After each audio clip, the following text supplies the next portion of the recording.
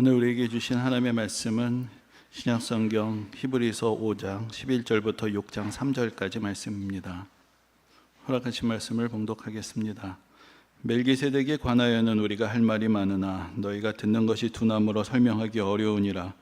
때가 오래되었으므로 너희가 마땅히 선생이 되었을 터인데 너희가 다시 하나님의 말씀에 초보에 대하여 누구에게서 가르침을 받아야 할 처지이니 단단한 음식은 못 먹고 젖이나 먹어야 할 자가 되었도다.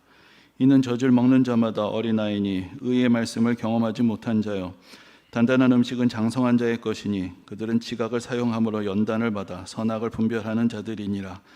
그러므로 우리가 그리스도의 도의 초보를 버리고 죽은 행실을 회개함과 하나님께 대한 신앙과 세례들과 안수와 죽은 자의 부활과 영원한 심판에 대한 교훈의 털을 다시 닦지 말고 완전한 대로 나아갈지니라. 하나님이 허락하시면 우리가 이것을 하리라. 아멘.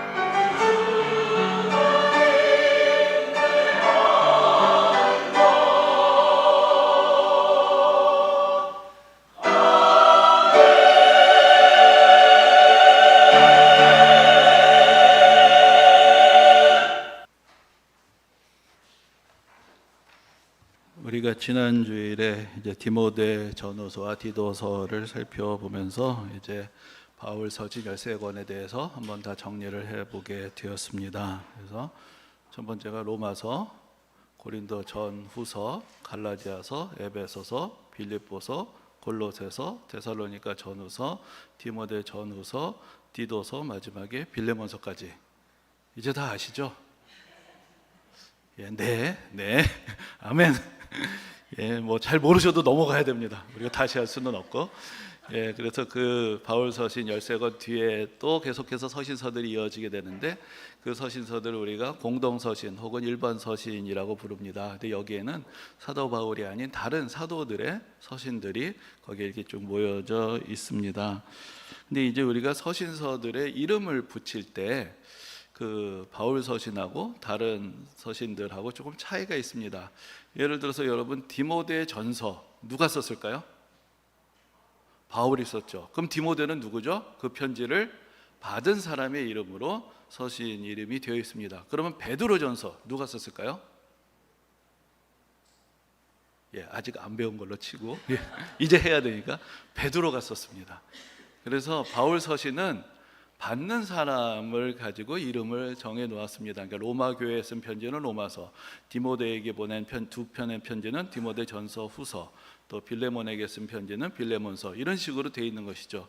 그러니까 서신의 이름이 받는 교회나 받는 사람이 서신의 이름으로 되어 있습니다. 그런데 그 뒤에 나오는 공동 서신은 야고보서는 야고보에게 쓴 편지가 아니라 야고보가 쓴 책이고, 베드로 전서, 후서는 베드로에게 쓴 것이 아니라 베드로가 쓴 두 편의 편지고, 요한 1, 2, 3서도 사도 요한이 쓴 편지들이 되는 것이죠. 그럼 왜 이렇게 이름을 붙이는데 일관성이 없느냐?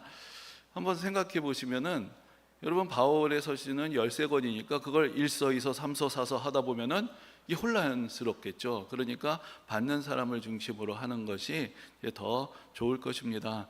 그런데 이제 그 공동 서신은 대개 서신 그 저자들이 다양한 사람들이 썼기 때문에 저자의 이름으로 구분하는 것이 더 좋은 것이고, 또 한 가지 이유가 있는데 바울 서신은 그 서두에 분명하게 발신자하고 수신자가 나옵니다. 뭐 예수 그리스도의 종 바울은 그 로마에 있는 성도들에게 문안한다. 그래서 누가 누구에게 쓰는지 분명하게 밝히고 있는데, 이 우리가 공동 서신, 일반 서신이라고 부르는 서신들을 이렇게 공동 서신이라고 부르는 이유는 그 서신 안에 특정한 수신자가 명시되어 있지 않습니다. 그러니까 애시당초 쓸 때 여러 성도들이 돌아가면서 돌려서 보라고 쓴 그런 서신이기 때문에 받는 사람을 중심으로 이름을 붙이기가 어려운 것이죠. 그래서 이제 바울 서신은 받는 사람으로 이름이 되어 있고, 그 다음에 이어지는 공동 서신은 대개 이제 쓴 사람으로 이름이 붙여져 있습니다. 근데 거기에 유일한 예외가 하나 있는데 그것이 바로 오늘 우리가 같이 살펴보시게 되는 히브리서입니다. 그럼 히브리서는 히브리가 썼냐? 그건 아닌 것이죠. 그러니까 그 이름이 암시하는 것처럼 히브리인들, 유대인들, 그러니까 어떤 특정한 사람은 아니지만 그래도 예수 그리스도를 믿기 전에 유대인이고 유대교에 입문했던 그 사람들이 이제 예수님을 믿게 되었던 그 사람들, 우리가 히브리인 혹은 유대인이라고 부르는 그 사람들을 대상으로 쓴 서신이라는 그런 히브리서만 조금 예외라고 할 수가 있습니다. 근데 이제 이렇게 된 이유는 히브리서를 누가 썼는지를 우리가 확실히 모르기 때문에 그렇게 되었습니다. 그래서 히브리서의 저자가 누구냐에 대해서 일단 본문에 나오질 않습니다. 그래서 서신서가 보통은 이제 발신자를 밝히죠. 나 바울은, 나 베드로는 이렇게 밝히면서 시작이 돼야 되는데, 근데 이제 그 히브리서는 그러한 그 발신자하고 수신자를 밝혀주는 그 관행적인 서두가 없습니다. 그리고 바로 그냥 시작이 되는데, 그것은 바로 옛적에 선지자들을 통하여 여러 부분과 여러 모양으로 우리 조상에게 말씀하신 하나님이, 이렇게 시작을 합니다. 그래서 이 마지막 날에 아들을 통해서 우리에게 말씀하셨다. 그러니까 바로 본론부터 나와버리니까 이게 누가 썼는지에 대해서 드러나 있지 않은 것입니다. 근데 사실은 그 성경에 있는 책 중에 누가 썼는지 본문에 나오지 않는 책들은 여러 권 있습니다. 전에도 한번 말씀드렸지만 우리가 마태복음, 마가복음, 누가복음, 요한복음 이렇게 저자로 구분을 하지만 사실 본문에 보면 그런 얘기는 아무것도 없습니다. 그러니까 그들은 사실은 자기 이름을 내고 내가 이렇게 똑똑하다, 내가 이렇게 예수님에 대해서 잘한다 이렇게 얘기하고 싶지 않았던 거죠. 자기 이름은 싹 빼고 그냥 처음부터 끝까지 예수님 얘기만 한 것이 복음서이고, 사도행전도 누구에게 주는지는 디오빌로라고 얘기가 나오는데 그 편지를 누가 쓰고 있는지는 거기다 넣지 않았습니다. 그러니까 사실 성경의 저자들은 기본적으로는 별로 자기를 드러내고 싶지 않았던 것이죠. 그래서 이제 히브리서 같은 경우에도 예전에는 그냥 이것도 바울이 썼겠지라고 생각을 했는데, 근데 아무리 읽어봐도 이제 문체도 다르고 어휘도 다르고 스타일도 다르고, 게다가 사도 바울은 그래도 이게 편지의 형식으로 쓰니까 늘 발신자하고 수신자를 밝히는데, 이 히브리서는 그렇게 안 돼 있으니까 아직까지 이제 히브리서는 누가 썼는지 모르는 그런 서신으로 남아 있는 것입니다. 근데 그래도 이 글의 내용이 너무나 사도들의 가르침 우리에게 분명하게 전해주고 있기 때문에 우리가 그것을 하나님의 말씀으로 우리가 늘 읽고 은혜를 받게 되는 것입니다. 그래서 이제 그 앞에서 말씀드렸지만 복음서나 사도행전엔 저자의 이름이 나오지 않고, 서신에는 저자와 수신자를 밝히는 게 또 관행이고, 그러니까 히브리서는 사실 그 중간쯤 되는 그런 성격을 가진 책이라고 우리가 볼 수가 있겠습니다. 근데 우리가 성경을 읽을 때, 특별히 신약 성경에서 이 우리가 예수 그리스도를 믿고 구원에 이르게 되는 그런 진리를, 그 복음을 가장 체계 있게 잘 설명해 주는 두 권의 책이 있습니다. 하나는 우리가 이미 살펴본 로마서이고, 사실 로마서에 견줄 만큼 깊이가 있는 책이 또한 히브리서가 됩니다. 그런데 그 접근하는 방식은 좀 다릅니다. 그러니까 로마서를 읽어가다 보면 1장부터 바로 우리가 하나님 앞에서 죄인이라는 것을 어떤 면에서는 좀 기분 나쁘리 만큼 신랄하게 이야기를 하면서 시작하는 것이 로마서입니다. 그런데 히브리서는 예수 그리스도로부터 출발합니다. 예수 그리스도가 누구신지에 대해서 어떻게 생각하면 아주 집요하게 하나하나 우리에게 가르쳐주는 이제 그런 서신이 바로 또 히브리서라고 할 수가 있습니다. 그런데 특별히 이제 히브리서에서 예수님을 알려주는 특별한 방식이 있는데, 그것은 바로 구약 성경을 인용하고 구약 성경을 가지고 예수님을 설명한다는 것입니다. 그래서 과거에 그 이스라엘 백성들이 광야에서 만들었던 성막, 또 거기서 드려지던 제사, 또 그 제사를 하나님께 올려드리던 제사장, 그 모든 것들을 하나하나 예로 들면서 그 모든 것들이 사실은 앞으로 이 땅에 오실 예수 그리스도를 가리키고 있었다, 이제 그것을 보여주는 그런 서신이 바로 이제 히브리서가 되는 것입니다. 그럼 왜 히브리서는 이런 데 관심을 가지고 글을 쓰고 있는 것인가? 우리가 앞에서 말씀을 드렸지만은 이 히브리서의 독자들은 일단 기본적으로 유대인이면서 예수 그리스도를 믿게 된 사람들이라고 할 수 있습니다. 그리고 또 우리가 본문의 내용을 조금 이따가도 더 보게 되겠는데, 일단 이 사람들은 그래도 예수 그리스도를 믿은 지 꽤 오랜 연륜이 있는 이제 그런 사람들이었습니다. 근데 이제 처음에는 복음을 듣고 예수 믿고 마음에 기쁨이 있었습니다. 그런데 이제 시간이 지나면서 점점 박해가 심해지게 됩니다. 그래서 신앙을 지키는 것이 쉽지 않았습니다. 그리고 또 여러 가지 신앙의 어려움이 생기게 되니까 자꾸만 이제 옛날 생각을 하는 사람들이 등장을 합니다. 여러분, 유대교에는 아름답고 화려한 성전이 예루살렘이 있고, 거기서 드리는 장엄한 제사가 있습니다. 그리고 화려한 옷을 입은 제사장들이 있고, 뭔가 그냥 번쩍번쩍한 것이죠. 그런데 그 당시에 교회는 어땠느냐? 교회는 오늘날 같은 교회당이 없었습니다. 그럼 어디서 모였느냐? 성도들의 가정에서 같이 모였죠. 그럼 같이 모여서 뭘 했느냐? 무슨 예물을 드리고 제사를 지내고 무슨 제사장이 있고 이런 게 아니라 그냥 성도들이 같이 모이고, 그래서 사도들의 가르침을 같이 읽고 같이 기도하고 같이 찬양하고 또 어려운 사람들을 같이 돕고, 그리고 같이 예수님의 이름으로 성찬을 나누는 이제 그런 공동체였던 것이죠. 그러니까 은혜가 충만할 땐 그것도 참 좋았는데, 자꾸 마음이 식고 또 여러 가지 시험에 드니까 유대교가 더 좋아 보이는데, 거기 저렇게 화려한 성전이 있고 제사가 있고 제사장이 있고 그게 더 좋아 보이는데 그냥 유대교가 더 좋은 게 아닌가, 이렇게 이름이 흔들리는 사람들이 있었던 것이죠. 그래서 이제 히브리서에서는 그 과거 구약 성경의 모든 것들이 사실은 결국은 장차 이 땅에 오실 예수 그리스도를 가리키고 있는 것이고, 예수 그리스도께서 오셨기 때문에 다 완성된 것이고, 더 이상의 제사라는 것은 필요가 없고 또 얼마나 불완전한 것이었는가, 그것을 이제 하나하나 보여주는 이제 그런 말씀을 통해서 성도들의 믿음을 굳게 하고 있는 것입니다. 근데 그런 과정에서 우리가 얻게 되는 귀한 선물이 있습니다. 그러니까 우리도 구약 성경을 읽게 되는데, 사실 읽어가다 보면 여러 가지 낯선 제사 규정이나 복잡한 율법들을 보면서 이게 무슨 의미가 있지? 오늘날 우리의 삶하고 무슨 상관이 있나? 이제 그런 생각이 들 때가 있는 것이죠. 근데 우리가 그런 구약 성경을 어떻게 이해하는가? 바로 히브리서가 우리에게 열쇠를 주는 것입니다. 그것은 그 자체로 우리가 지켜야 되는 절대적인 말씀으로 주어진 것이 아니라 앞으로 하나님께서 이루실 예수 그리스도를 통한 구원의 계획을 미리 보여주시는 그런 예수 그리스도가 이 땅에 오시는 것이 하나님의 구원의 실체라면 그 실체의 그림자였다. 이것이 원래 하나님께서 주시는 원래의 원형, 원래의 형상이라면 거기에 대한 하나의 모형으로 주어진 것이다. 그렇게 우리에게 설명을 해주고 있는 것입니다. 그래서 이제 우리가 성경을 나눌 때 어떻게 나누죠? 크게 보면은 무슨 성경과 무슨 성경?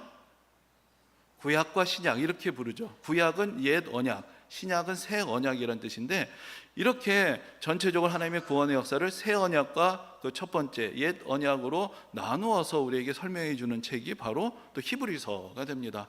그래서 옛 언약, 첫 번째 언약에서 불완전하던 것이 새 언약을 통해서 완전해졌다. 이제 그것을 우리에게 가르쳐 주면서 이제 예수 그리스도만 한 분으로 완전하다는 것이죠. 왜 여기는 그렇게 화려한 성전이 없습니까? 왜 우리에게는 제사장이 따로 없습니까? 왜 우리는 제사를 그렇게 정성스럽게 드리지 않습니까? 왜냐? 필요가 없어졌기 때문인 것이죠.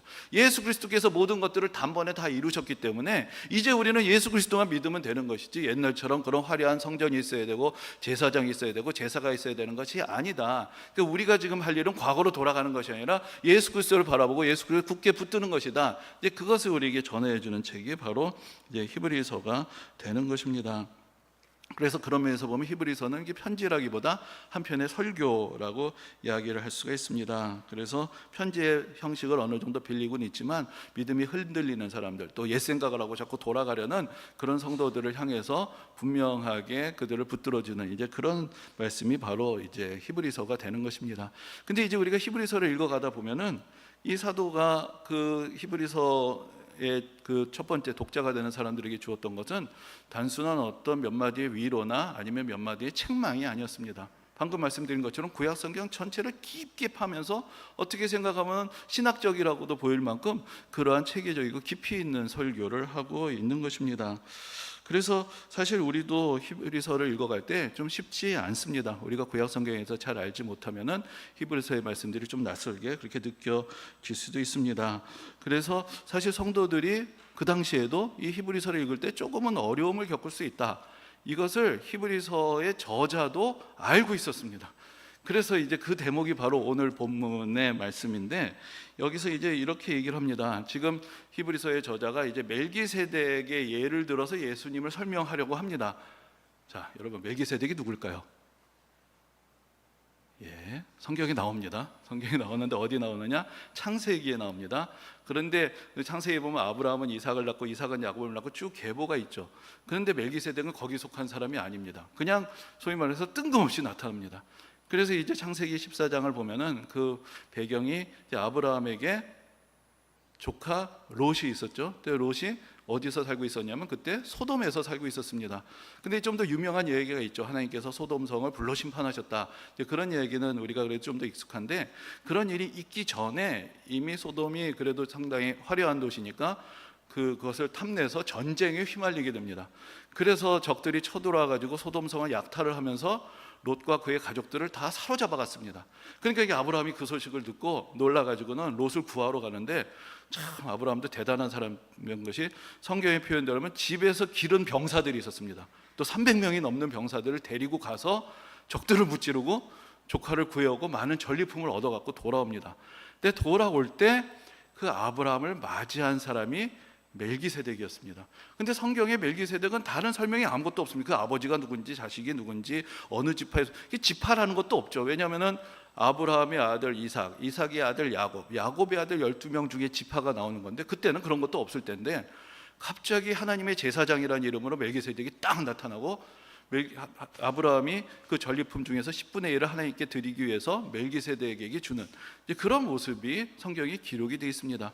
그래서 이제 이 저자는 그런 얘기를 하라는 것이죠. 구약 시대에는 레위 지파 아론의 자손들이 쭉 제사장을 했습니다. 그런데 예수님은 지파로 보면 레위 지파가 아니란 말이죠. 그럼 예수님이 그런데 어떻게 우리의 모든 죄를 다 용서하시는 하나님의 대제사장의 역할을 하실 수가 있느냐? 멜기세덱을 봐라. 멜기세덱은 어떤 이스라엘 지파도 속하지 않고 하나님께서 보내신 분으로서 아브라함보다도 위대했다.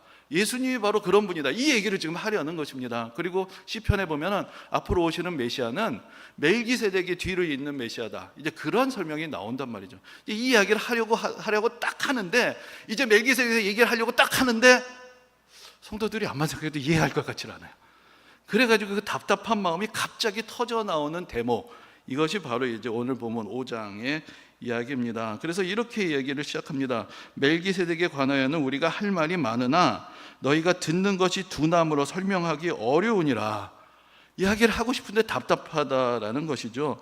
근데 멜기세덱이 누군지를 알려면 일단 구약 성경을 알아야 되고, 창세기를 알아야 되고, 아브라함을 알아야 되고, 롯을 알아야 되고, 그 당시 얘기를 잘 알아야 되는데 얘기를 하려니까 이거 다 알고 있나? 그런 생각이 드는 것입니다. 여러분, 제가 질문하다가 여러분들이 대답을 못 하시면 가끔 제가 답답한 느낌을 듣는 걸 이 사람이 대신 표현을 해주고 있다, 뭐 그런 생각이 들기도 하는데, 그런데 이제 그러면서 사실은 좀 더 어떻게 생각하면 우리의 귀에 들기 아주 심한 질책을 합니다. 때가 오래되었으므로 너희가 마땅히 선생이 되었을 터인데 너희가 다시 하나님의 말씀의 초보에 대하여 누구에게 가르침을 받아야 할 처지이니 단단한 음식은 못 먹고 젖이나 먹어야 할 자가 되었도다. 아까 말씀드렸죠. 지금 저자가 생각하고 있는 청중들은 그래도 예수 믿은 지 오래된 사람들입니다. 이 정도 되면은 성경은 다 잘 알고 이게 척척 알아듣는 맛이 있어야 되는데, 이거 처음부터 다시 다 얘기를 하려니 답답하고, 그러면서 단단한 음식은 못 먹고 부드러운 것만 먹는 어린아이와 같다라고 이야기를 합니다. 어떤 면에서 보면 이렇게 오늘날 생각할 수도 있겠죠. 이 하나님의 말씀대로 살아가는 여러 가지 어려움, 예수 그리스도를 따라가는 십자가의 길, 이런 것들은 자꾸 힘드니까 그런 단단한 건 다 제쳐버리고 그냥 기도하면 이루어진다, 믿으면 복받는다, 그런 것만 생각하고 부드럽고 위로하는 말씀, 칭찬하는 말씀에만 귀 기울이고 진정으로 예수 그리스도를 따르는 믿음의 길로 나아가지 못하고 있는 그런 성도들의 모습, 그것을 지금 또 사도는 느끼면서 말씀을 전하고 있는 것입니다. 그럼 장성한 자는 어떤 사람이냐? 오늘 본문의 표현대로 하면은 지각을 사용하고 신앙의 연단을 받아서 선악을 분별하는 것이다. 그러니까 시험을 받고 연단을 받으면서 더 온전한 믿음에 이르게 되고, 자기 스스로 지각을 사용을 해서 이것이 하나님께서 기뻐하시는 일이다, 이것은 기뻐하시지 않는 일이다, 분별하고 실천할 수 있는 데까지 나아가야 되는데 자꾸 아직도 그 기초에만 머물러 있느냐라는 그런 말씀을 하는 것입니다. 그런데 좀 흥미로운 것은 이렇게 질책을 하지만 그럼에도 불구하고 할 얘기는 다 합니다. 그냥 넘어가자가 아니고 그래도 이것까지는 알아야 되겠다는 것이죠. 그래서 지금 5장 6장인데 7장에 가면 멜기세덱의 이야기를 그래도 다 합니다. 이게 뭘 의미할까요? 이 준비가 되었건 안 되었건 여기까지는 여러분들이 가야 됩니다. 그 표준을 보여주는 것이고 기대를 하는 것이죠. 여기까지 우리 같이 갑시다라는 그런 표준을, 수준을 절대 낮추지 않는 것, 그것이 바로 또한 히브리서의 말씀이 되는 것입니다. 근데 여기에 이제 사실 어떤 면에서 우리를 좀 당황하게 하는 그런 말씀이 들어 있습니다. 바로 이제 6장으로 이어지는 말씀인데, 그러므로 우리가 그리스도의 도의 초보를 버리고 완전한 대로 나아갈지니라. 아니, 기초를 다져야 된다, 근본으로 돌아가야 된다, 이런 얘기는 우리가 자주 듣는데 초보를 버리라는 것은 사실은 되게 당황스러운 그런 말씀이 되는 것이죠. 근데 물론 이것은 기초가 필요 없다라는 것은 아닙니다. 이것은 기초라는 것은 기초고 그 위에 집을 지으라고 있는 건데 자꾸 거기만 머물러 있으니까 거기서 더 나아가야 된다, 이 기초에서 머무르지 말고 거기서 떠나야 된다, 근데 그것을 강조하는 그런 표현이라고 할 수가 있을 것입니다. 근데 사실은 오늘 본문을 보면은 이 사도가 기초라고 얘기하는 것도 그렇게 간단하지는 않습니다. 자기의 죄를 회개하고 세례를 받고 거듭나서 바로 하나님 안에 있는 부활과 심판에 대한 그런 교훈을 분명하게 아는 것, 거기까지가 기초라고 보는 것이죠. 그 다음에 우리가 나아갈 길이 있는데 맨날 이것이 다라고만 생각을 한다는 것입니다. 뭐 오늘날 우리 보면 예수천당 불신족, 이것만 성경이 모든 얘기가 다 끝인 것처럼 그렇게 생각하고 있지 않느냐라는 것을 이야기하는 것입니다. 여기서 우리가 좀 더 생각해 봐야 할 것이 있습니다. 더 깊은 신앙으로 성경을 더 깊이 이해하도록 지금 설교하면서 촉구를 하고 있는데 이 말씀을 듣던 사람들이 누구냐라는 것이죠. 그래서 이것은 지금 신학교의 교재가 아닙니다. 이것은 일반 성도들에게 줄려주는 설교고 권면의 말씀입니다. 이 말씀 앞에 서 있던 사람들은 그 당시에 평범한 성도들이었습니다. 장사하고 밭에서 일하고 가정을 돌보고 그러다가 이제 주일이 돼서 같이 모여서 말씀을 들으려고 나온 그 사람들에게 이만큼을 기대하고 요구하고 있는 것입니다. 그래서 우리가 그 가운데서 이 히브리서에서 사용하는 그런 표현들을 보면은 앞에서 잠깐 말씀드렸지만 이제 예수님이 누구신가, 예수님께서 하신 일이 어떠한 것인가를 이제 구약 성경을 통해서 설명을 합니다. 그러면서 이제 구약 성경에 나와 있던 그 성전, 성소가 있습니다. 그것은 바로 모형이고 그림자다라고 이야기를 합니다. 그럼 참된 형상은 어디 있느냐? 하늘에 있었고 바로 예수 그리스도가 바로 참된 하나님의 구원의 완전한 형상이다. 근데 그것이 불완전하게 이 세상에 나타난 것이 바로 그림자고 모형이다. 그것이 바로 구약 성경의 제사였다. 이렇게 표현을 하는 것입니다. 그래서 여러분, 그림자가 있습니다. 그림자는 뭐가 있어야 그림자가 있는 거죠? 뭔가 그 햇빛을 받는 실체가 있어야죠. 그것이 있을 때 그림자가 생깁니다. 근데 그림자가 얼추 어떤 원래 형상의 모습을 담고는 있지만 그 안에 자세한 내용이 다 있는 것은 아닌 것이죠. 그러니까 그림자가 알려주는 것은 실체가 있다 라는 것을 보여주는 것이다. 이제 그런 비유를 쓰는 것이고, 또 하나 더 중요한 것이 바로 구원의 원형이 있다는 것입니다. 하나님께서 우리에게 주시는 구원의 참된 형상이 있는데 그것이 바로 예수 그리스도시고, 우리가 지상에서 이 그 구약 시대에 보던 것은 그 참된 형상의 하나의 모형이고 그림자였다, 이렇게 표현을 하고 있습니다. 그래서 제가 가끔 그런 설명을 드리곤 하는데, 예를 들어서 이제 아파트 대형 단지를 이제 지으려고 합니다. 그럼 이제 사람들에게 이제 설명을 하고 또 사람들, 그 집을 살 사람들 모아야 되겠죠. 그럼 뭘 만들죠? 모델하우스를 만들죠. 모델하우스를 만듭니다.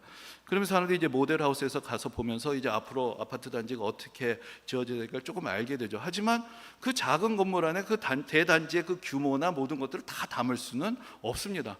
그래서 그 안에 어떤 시설들이 있고 얼마나 면적이 되고 그런 것들을 직접 보여줄 수는 없으니까 그냥 작은 집 하나 만들어 놓은 것입니다. 근데 여러분, 그러다가 나중에 아파트 단지가 다 지어지면 어떻게 됩니까? 아이고, 아까우니까 모델하우스를 그대로 보존하나요? 필요가 없죠. 거기 가볼 필요가 없습니다. 진짜 집에 가보면 되니까. 그러니까 구약시대도 그렇다는 것이죠. 예수 그리스도를 통해서 하나님께서 구원하실 것을 미리 예고하시기 위해서 모형을 만들어준 것이 구약시대의 제사다. 그럼 거기서 우리는 뭘 알게 되느냐? 하나님이 거룩하신 분이라는 걸 깨닫게 되고, 인간이 하나님 앞에서 죄인이라는 것을 깨닫게 되고, 인간의 죄를 짓기 위해서는 이러한 속죄의 희생이 필요하다, 이것을 배우게 되는 것이죠. 그게 준비가 되었을 때 하나님께서 원형을 보여주시면, 이제 우리가 예수 그리스도를 만나고 예수 그리스도를 통해서 은혜 받고 구원을 받으면 다시 구약시대로 돌아가서 그것을 지키고 그것에 매일 필요가 없는 것이다. 그것을 이야기하고 있는 것입니다. 근데 여기서 지금 사도가 사용하고 있는 표현이 바로 원형과 또 참된 형상과 모형이라는 이야기를 하는데, 사실 그거 여러분들 혹시 어디서 들어보신 것 같지 않으신가 합니다. 이게 여러분들 옛날에 학교 다니실 때 한번 들어보실 수 있을 것 같은데, 사실 그 당시에 가장 그 위대한 철학자라고 불렸던 플라톤이 진리의 세계 그렇게 얘기를 했습니다. 그래서 동굴의 비유 뭐 이런 것도 여러 가지, 참된 형상이 있고 우리가 보는 건 그림자다, 이데아의 세계가 있고 여기 있는 것은 거기에 대한 불완전한 모형일 뿐이다, 이런 얘기를 원래 했던 사람이 플라톤이었는데, 사실 이 히브리서의 저자는 그 플라톤의 용어까지도 가져와서 성도들에게 어떻게 하면은 신앙의 진리를 깨달을 수 있을 것인가, 이렇게 하나하나 더 전달을 해주고 있는 것입니다. 그래서 그것을 보면은 사실은 그 당시 구약 시대, 그 신약 시대 초대교회 성도들의 수준이 만만치 않았다라는 것을 알 수가 있습니다. 이분들에 대해서는 구약 성경에 대한 이해도 있고 하나님의 말씀에 대한 뜨거운 사모함도 있고 깊이 하나님의 말씀에 대해서 듣고 연구하고 진리에 다다르려는 이제 그러한 열망이 가득 찼기 때문에 그들에게 이렇게 전성을 다해서 한 구절 한 구절 성경을 풀이하면서 말씀을 전할 수가 있었던 것입니다. 그래서 이 히브리서 저자는 우리 신앙이 흔들리는 이유가 뭔가, 그것은 단지 기초가 부실하기 때문이 아니라, 기초는 좋은데 거기만 머물고 있고 더 성장하려고 하지 않기 때문이다 라고 그렇게 이야기를 하는 것이, 이게 다라고만 생각하고 거기만 머물고 있기 때문에 시험이 올 때 자꾸 넘어지게 된다. 더 성경의 말씀을 깊이 알아야 되고 그 가운데 있는 구원의 진리를 더 깊이 길어낼 수 있어야 된다. 이제 그것을 우리에게 이야기해 주고 있습니다. 그래서 사실 초대교회 이후로도 그런 말씀에 대한 깊은 이해와 뜨거운 신앙은 나눠지질 않았습니다.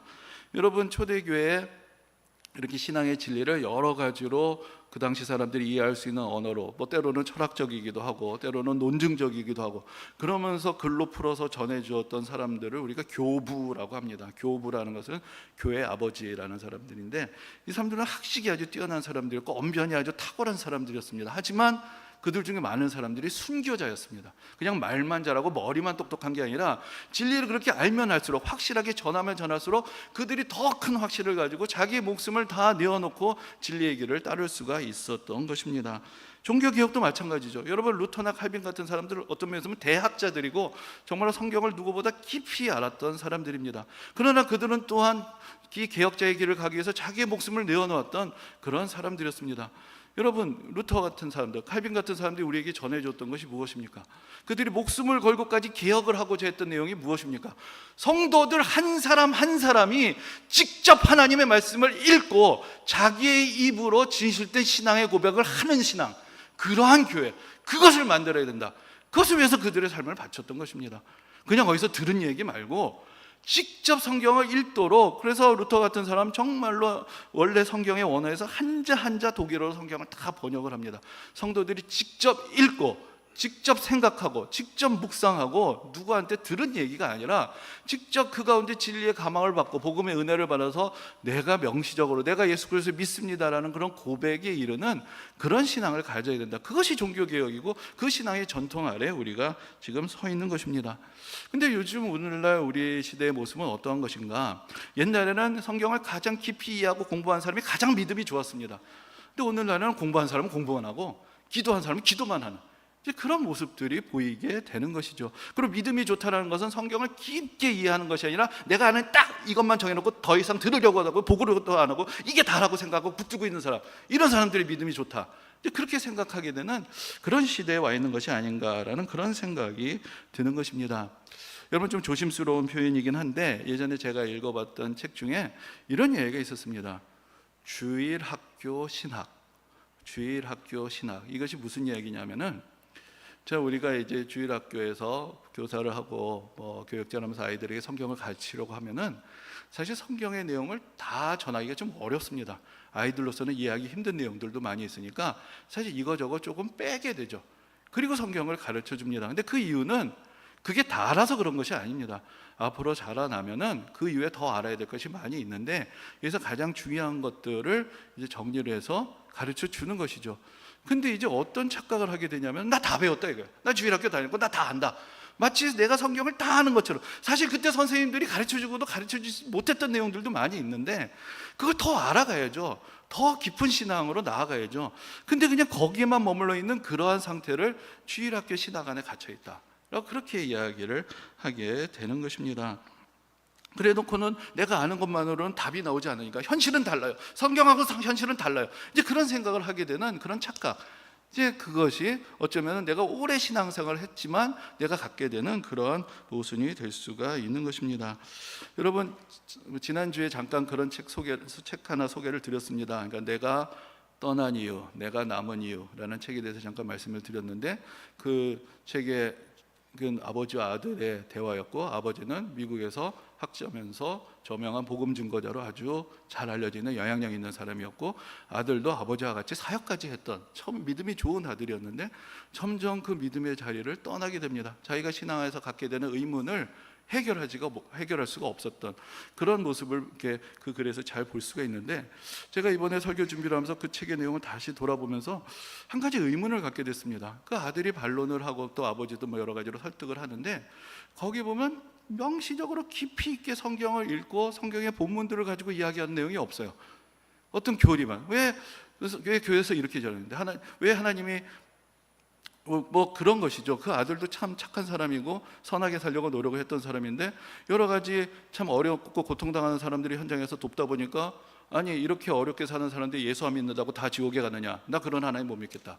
그리고 꼭 예수 믿어야만 선하게 사느냐, 그렇지 않은 사람도 선한 일을 하는데 왜 예수님만 믿어야 선하게 산다고 얘기를 하느냐, 여러 가지 질문들을 합니다. 사실 어떻게 생각하면 우리도 한 번쯤 했어야 되는 그런 질문들인데, 그 질문들의 답을 어디서 찾느냐, 내가 모순을 느끼고 내가 이해할 수 없으니까 그냥 여기서 나는 버리겠다, 이렇게 나갈 수는 없는 것이 아닌가, 이제 그런 생각을 해봅니다. 근데 이제 이 말씀을 드리는 것은, 작년에 우리가 북클럽을 하면서 여러 책들을 읽고 있는데 그때 읽었던 책이 있습니다. 그래서 헤아려 본 믿음이라는 책인데, 그 책도 레이첼 애담스라는 그 미국의 한 여성이 쓴 글인데, 그분도 평신도입니다. 근데 보수적인 신앙 가정에서 자란 것이죠. 그런데 나이가 들고 성장하면서 여러 가지 세상의 모순을 보게 되고, 또 이 세상이 참으로 슬프고 안타까운 이야기들을 경험하면서 하나님이 계신데 이 세상은 왜 이럴까?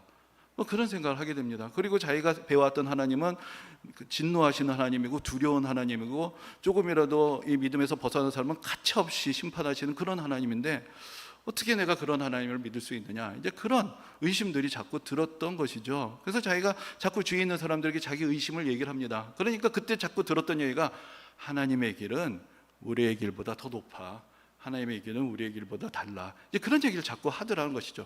그래서 그분이 그렇게 생각하면, 그럼 그 하나님의 높다는 길 내가 한번 직접 찾아봐야 되겠다. 그러면서 이제 성경을 펴서 다시 읽기를 시작합니다. 그러면서 이제 바로 하나님의 길이 우리의 길보다 높다라는 그 말씀을 찾습니다. 그것이 바로 이사야서 55장인데, 이사야서 55장 6절부터 12절까지의 말씀인데, 그 말씀을 이렇게 다시 이제 인용을 하고 있습니다. 너희는 여호와를 만날 때에 찾으라. 가까이 계실 때에 그를 부르라. 악인은 그의 길을, 불의한 자는 그의 생각을 버리고 여호와께로 돌아오라. 그리하면 그가 긍휼히 여기시리라. 우리 하나님께로 돌아오라. 그가 너그럽게 용서하시리라. 이는 내 생각이 너의 생각과 다르며 내 길은 너의 길과 다름이니라. 여호와의 말씀이니라. 이는 하늘이 땅보다 높음 같이 내 길은 너의 길보다 높으며 내 생각은 너의 생각보다 높음이니라.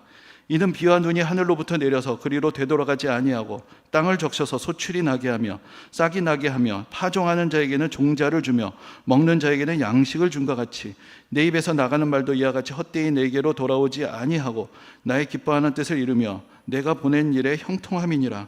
너희는 기쁨으로 나아가며 평안히 인도함을 받을 것이요 산들과 언덕들이 너희 앞에서 노래를 바라고 들의 모든 나무가 손뼉을 칠 것이라. 이 말씀을 읽게 됩니다. 사실 여기서 보면요, 여러분, 내 길이 높다는 건 너희가 생각하는 것보다 나는 더 너그럽다, 너희가 생각하는 것보다 나는 더 자비롭다, 너희가 생각하는 것보다 나는 더 풍성한 은혜를 베푼다, 사실은 그런 뜻의 말씀을 전하고 있는 것이거든요. 그래서 이 말씀을 읽고 저자가 이렇게 그 책에 기록하고 있습니다. 나는 하나님의 길에서 얘기할 때 하나님의 분노를 발견할 줄 알았는데, 그곳에서 나는 하나님의 다정함과 사랑을 발견했다. 우리를 책망하는 설교가 있을 거라고 생각했는데 그곳에는 시가 있었다.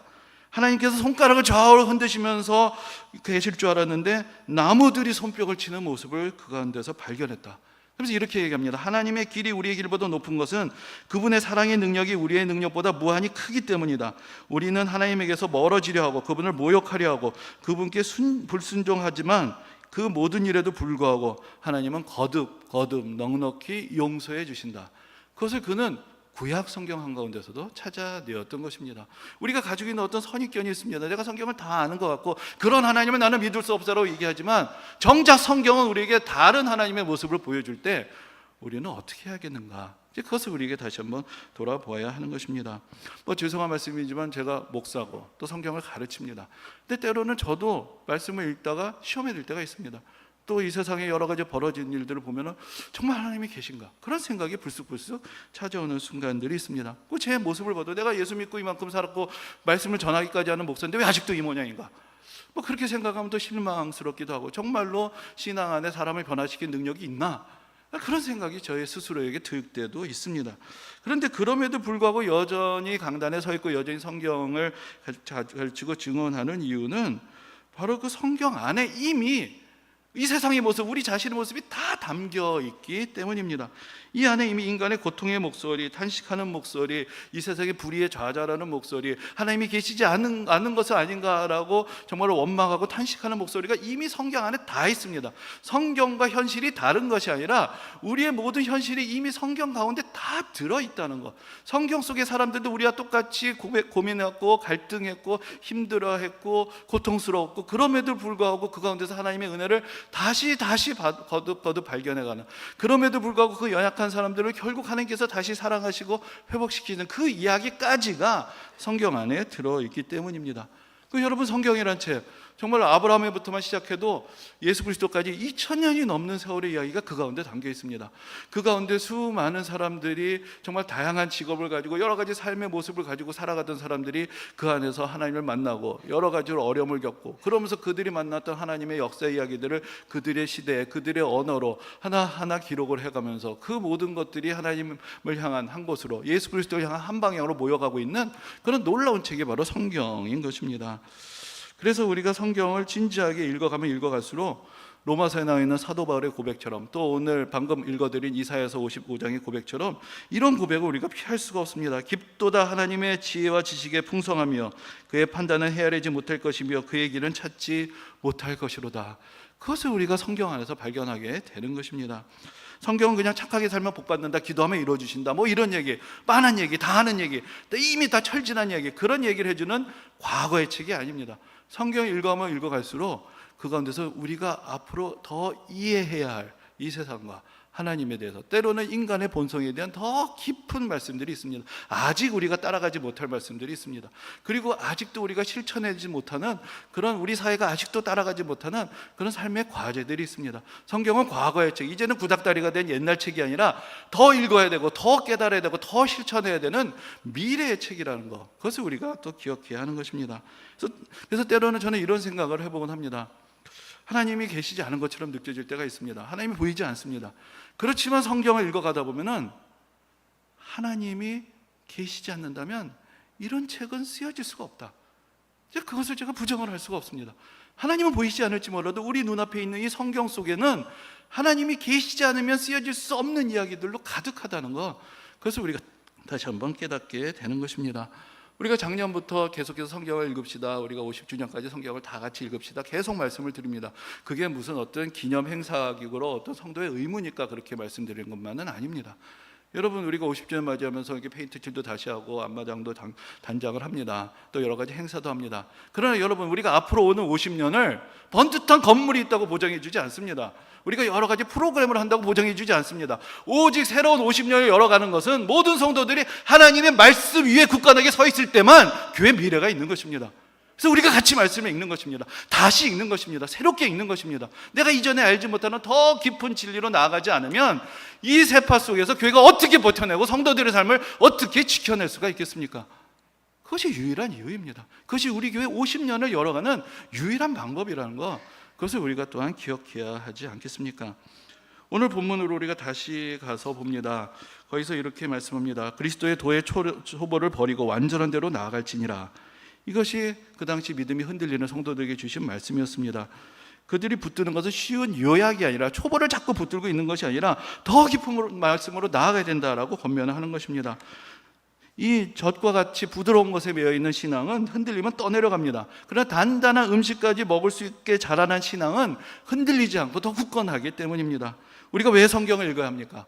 성경 안에는 우리가 배운 것보다 더 크신, 우리가 아는 것보다 더 크신 하나님이 계시기 때문입니다.